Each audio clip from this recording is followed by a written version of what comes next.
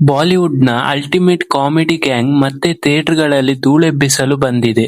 ಹೌದು, ನಾವು ಮಾತಾಡ್ತಿರೋದು ಇತ್ತೀಚೆಗಷ್ಟೇ ಬಿಡುಗಡೆಯಾದ ಹೊಸ ಕಾಮಿಡಿ ಎಂಟರ್ಟೈನ್ಮೆಂಟ್ ಧಮಾಲ್ 4 ಚಿತ್ರದ ಬಗ್ಗೆ. ಅಜಯ್ ದೇವಗನ್, ಆದರ್ಶ್ ವಾರ್ಸಿ, ರಿತೇಶ್ ದೇಶ್ಮುಖ್ ಮತ್ತು ಜಾವೇದ್ ಜಾಫ್ರಿ ಕಾಂಬಿನೇಷನ್‌ಗಳಲ್ಲಿ ಬಂದಿರೋ ಈ ಸಿನಿಮಾ ಬಾಕ್ಸ್ ಆಫೀಸ್‌ನಲ್ಲಿ ಹವಾ ಸೃಷ್ಟಿಸಿದೆಯಾ ಅಥವಾ ಉಲ್ಟಾ ಹೊಡೆದಿದೆಯಾ?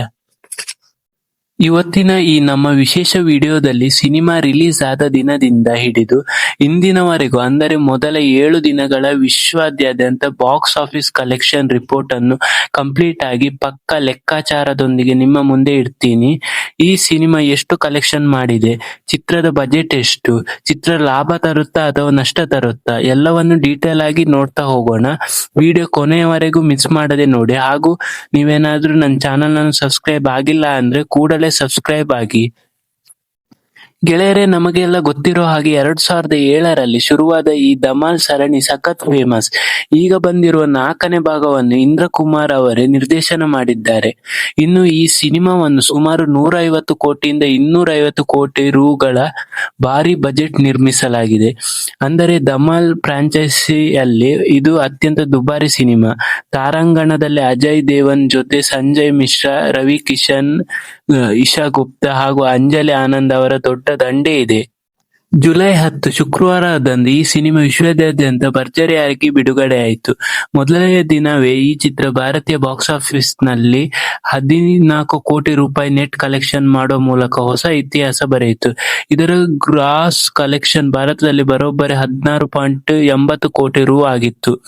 ಇನ್ನು ವಿದೇಶಿ ಮಾರುಕಟ್ಟೆಯಿಂದ ಮೊದಲ ದಿನವೇ 5 ಕೋಟಿ ರು ಗ್ರಾಸ್ ಹರಿದು ಬಂದಿದೆ. ಅಂದರೆ ಮೊದಲ ದಿನ ವಿಶ್ವದಾದ್ಯಂತ ಒಟ್ಟು ಕಲೆಕ್ಷನ್ ಬರೋಬ್ಬರಿ 21 ಕೋಟಿ ರೂಪಾಯಿಗಳು. ಇದು ಈ ಸರಣಿಯ ಅತ್ಯುತ್ತಮ ಆರಂಭಗಳಲ್ಲಿ ಒಂದಾಗಿದೆ. ಎರಡನೇ ದಿನ ಶನಿವಾರದಂದು ಚಿತ್ರದ ಕಲೆಕ್ಷನ್ ಬರೋಬ್ಬರಿ 60ರಷ್ಟು ಭಾರಿ ಬೆಳವಣಿಗೆ ಕಂಡು ಬಂದಿದ್ದು, ಶನಿವಾರ ಈ ಸಿನಿಮಾ ಭಾರತದಲ್ಲಿ 22.50 ಕೋಟಿ ರು ನೆಟ್ ಸಂಪಾದಿಸಿತು. ಇದರಿಂದ ಭಾರತದ ಒಟ್ಟು ಕಲೆಕ್ಷನ್ 36.50 ಕೋಟಿ ರು ನೆಟ್ ತಲುಪಿತು. ವಿಶ್ವದಾದ್ಯಂತ ಕಲೆಕ್ಷನ್ ಕೇವಲ 2 ದಿನದಲ್ಲಿ 53.80 ಕೋಟಿ ರೂಪಾಯಿ ಗ್ರಾಸ್ ದಾಟಿತು. ಇನ್ನು ಮೂರನೇ ದಿನ ಇನ್ನು ಭಾನುವಾರ ಕಲೆಕ್ಷನ್ ಉತ್ತುಂಗಕ್ಕೇರಿತು. ಬರೋಬ್ಬರಿ 28.50 ಕೋಟಿ ರು ನೆಟ್ ಸಂಪಾದಿಸಿ ಎಲ್ಲರ ಹುಬ್ಬೇರಿಸಿತು. ಭಾನುವಾರದ ಕೊನೆಯ ಭಾರತದ ಒಟ್ಟು ನೆಟ್ ಕಲೆಕ್ಷನ್ 65 ಕೋಟಿ ರು ತಲುಪಿತು. ಮೊದಲ ವಾರಾಂತ್ಯದ ಕಲೆಕ್ಷನ್ ಕೇವಲ 3 ದಿನಗಳಲ್ಲಿ ಧಮಾಲ್ 4 ವಿಶ್ವದಾದ್ಯಂತ ಬರೋಬ್ಬರಿ 92 ಕೋಟಿ ರು ಗ್ರಾಸ್ ಕಲೆಕ್ಷನ್ ಮಾಡಿ ಅಬ್ಬರಿಸಿತು. 4ನೇ ದಿನ ಸೋಮವಾರ ಕಲೆಕ್ಷನ್ ನಲ್ಲಿ ಸುಮಾರು 69% ಇಳಿಕೆ ಕಂಡುಬಂತು. ಸಿನಿಮಾ ಭಾರತದಲ್ಲಿ 8.75 ಕೋಟಿ ರು ನೆಟ್ ಕಲೆಕ್ಷನ್ ಮಾಡಿತು. ಅದರ ವರ್ಲ್ಡ್ ವೈಡ್ ಗ್ರಾಸ್ ಕಲೆಕ್ಷನ್ 100 ಕೋಟಿ ಗಡಿ ದಾಟಿತ್ತು. 5ನೇ ದಿನ ಆಶ್ಚರ್ಯಕರವಾಗಿ ಮಂಗಳವಾರ ಸಿನಿಮಾ ಮತ್ತೆ ಜಂಪ್ ಕಂಡಿತು. ಯಾವುದೇ ಟಿಕೆಟ್ ಆಫರ್ ಇಲ್ಲದಿದ್ದರೂ ಚಿತ್ರ 9.50 ಕೋಟಿ ರು ನೆಟ್ ಕಲೆಕ್ಷನ್ ಮಾಡಿತು. ಇದು ಸಿನಿಮಾ ಮೇಲಿರುವ ಜನರ ಕ್ರೇಜ್ ತೋರಿಸುತ್ತದೆ. 6ನೇ ದಿನ ಬುಧವಾರ ಸಿನಿಮಾ ಮತ್ತೆ ಸ್ವಲ್ಪ ನಿಧಾನವಾಯಿತು. ಬುಧವಾರ ಭಾರತದಲ್ಲಿ ಇದು 6.50 ಕೋಟಿ ರು ನೆಟ್ ಗಳಿಸಿತು. ಇದರಿಂದ 6 ದಿನಗಳಲ್ಲಿ ಭಾರತದ ಒಟ್ಟು ಕಲೆಕ್ಷನ್ 89.75 ಕೋಟಿ ನೆಟ್ ತಲುಪಿತು. ವಿಶ್ವದಾದ್ಯಂತ ಈ ಸಿನಿಮಾ 6 ದಿನದಲ್ಲಿ 124.36 ಕೋಟಿ ರು ಗ್ರಾಸ್ ದಾಟಿ ಮುನ್ನುಗ್ಗಿತು. ಇನ್ನು 7ನೇ ದಿನ ಅಂದರೆ ಗುರುವಾರ ಬಾಕ್ಸ್ ಆಫೀಸ್ ಟ್ರೆಂಡ್ ನೋಡಿದರೆ ಸಿನಿಮಾ ಸ್ಥಿರವಾಗಿ ಮುನ್ನುಗ್ಗುತ್ತಿದೆ. ಗುರುವಾರ ಈ ಸಿನಿಮಾ ಭಾರತದಲ್ಲಿ ಅಂದಾಜು 5.50 ಕೋಟಿ ನೆಟ್ ಕಲೆಕ್ಷನ್ ಮಾಡಿದೆ.